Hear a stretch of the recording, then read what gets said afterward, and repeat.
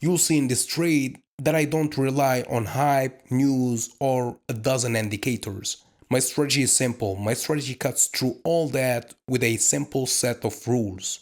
And remember, a lot of discipline is involved. I don't overcomplicate technical analysis or price action. I make it as simple as possible. My main goal is to avoid getting distracted by the market. I have a vision, a strategy, discipline, rules, and that's it. Yeah, so if you want to learn my strategy, the first episode is free at learnthestrategy.com/free. Link in the description or in the bio.